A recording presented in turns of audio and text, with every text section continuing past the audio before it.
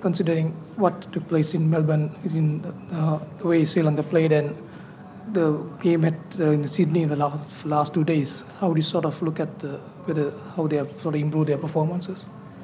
Yeah, sort of mixed feelings in a way, in that it's been a much better performance than at the MCG, and a number of young players have really come in and shown that they've got some guts and a desire to play at this level. So that's been really good. On the other hand, perhaps it would have been it's certainly possible for us to get a few more, 40 or 50 last night, get a little bit of a more competitive score, and then maybe if one or two chances had stuck today, or a couple of things had gone our way, we might have been in a better position. Although we're still in the game, we might have been in quite a powerful position.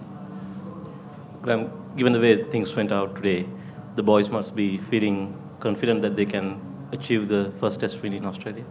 Look, I think they certainly know they're in the game, and they've fought hard, and they deserve to be in the game because of the spirit and the fight that they've shown. They're very well aware that it's going to be very tough from here on, but the great thing is that we certainly haven't been blown away, and we're certainly not in the situation that we were in at the MCG. So, I think they'll take a lot of heart from that. Graham, the first ball that Michael Clarke faced hit him on the pad. There was some kind of an appeal. Any regrets for not referring that one? Look, it was tough for Mahela. Unfortunately, they didn't review it, and they should have, and it could have been a very different game. But apparently, the umpire felt that he might have got a nick on that. And for Mahela standing at slip, it's very hard to gauge whether there was any bat involved or not. And I think that was the reason for not reviewing it. I feel as if the game, even though you're slightly behind now, the game is set up for Rangana in the last day with his spin. Well, it's no doubt that's an advantage we have, is hopefully being able to bowl last when it should be the toughest time to bat. So getting some sort of a lead, a decent lead, can make it very tough for Australia. Could be a very exciting finish to the match. Graham, after the disappointment at the MCG, how tough was it to get the mindset of the boys right? Sorry, did you say how difficult was it? Yeah, it's always hard because that really was a disappointing performance, and I think the players had a good look at themselves. We discussed a few things, and fortunately, a lot of the boys and some of the senior boys have shown a lot of character and getting the guys together. And we didn't have a lot of time to regroup, but I think we regrouped quite well, particularly having to ship in a few replacements, etc. Graham, Rangana's bowled economically all tour, and he's done well when the Australians have tried to go after him as well. What was the reason he was held back in that first session? He didn't bowl at all when Australia were, being quite aggressive. Yeah, I had a little chat with Mahela, and I think it was quite a tough call. He really felt that the off spin would cause more of a problem with the left-handers at the crease, so he went for the off spin option.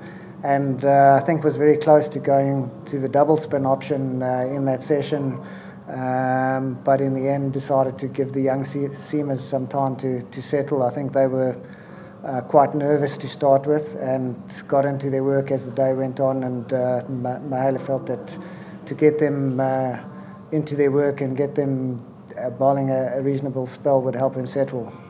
And when he did come on, he was bowling to quite a setback field. He was, I think, four guys out. But what's the reason he bowls to such defensive fields when he starts off? Well, we were in a situation that when he came on, where we needed to try and just get a bit of control back. Australia were racing away with it at that stage, so it was kind of an in-out field where Mahela is very good, I feel, at setting those fields. Always making sure there is a chance of taking wickets, but at the same time controlling the run rate and giving the spinner some sort of protection. Mahela batted very nicely first innings. You'd be looking to your skipper, I suppose, when it's time to bat again. His last Test as captain, and it's something that he's done before, I suppose, to lift the team in a situation like this. Well, it was fantastic to see him get out and play so well, and it just shows what a great leader he is. He was immediately up for the challenge of going up the order and going to bat at 3. He played superbly and was really hopeful that he would get 100, seeing as this is his last Test match as captain. But for sure, he'll have a very important role to play in the second innings. But once again, it's not down to any one particular individual. It's going to require a team effort. The guard of honour, was that an impromptu thing by Mahala, or was that something that you guys had talked about for Mike Hussey when he came out onto the ground? No, that was Mahala's doing, yeah, very much. Graham, you lost quite a few guys for injuries throughout this tour. How disappointing was it to lose someone ahead of the Test match playing football? Look, I've had a fair share of disappointments now on the injury front. It's been pretty tough along the way.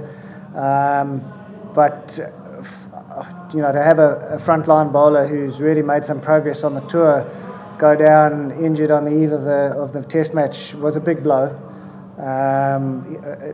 I think he's come on in leaps and bounds as a young bowler and has an exciting future. He's had a little bit of an injury history, so a setback for him and obviously a big setback for us as a team and from a coaching staff point of view, very disappointing. Would you perhaps consider banning football during training? Look, it was a bit of a freak accident. He rolled his ankle, and that can happen in any sort of activity. But that's something that we'll have to consider. It's up for debate and review. Graham, could you just clarify the Clark first ball? You said the umpire suggested it might have been a nick. Is he talking to the players before they consider the review? No. Sorry. To clarify that, no information was given to the players before the review, but what I was trying to say is for Mahala to make the call, if the umpire who had a very good view of the decision, his reaction after he was asked why he hadn't given it out after the review, he said he thought that Clark had hit it. So very tough for Mahala to make an accurate judgment from behind the batsman. I mean, I guess it is, but can you just explain why it's tough for a captain to have to consider making that decision to go into the review or not if you've already burnt one earlier on and lost the earlier review? Well, you know, I think he's wanting to keep his reviews intact, and having blown one, was reluctant to blow another one straight away, not being absolutely certain that it was out. I think in all instances the captain tries to get as much information as he can from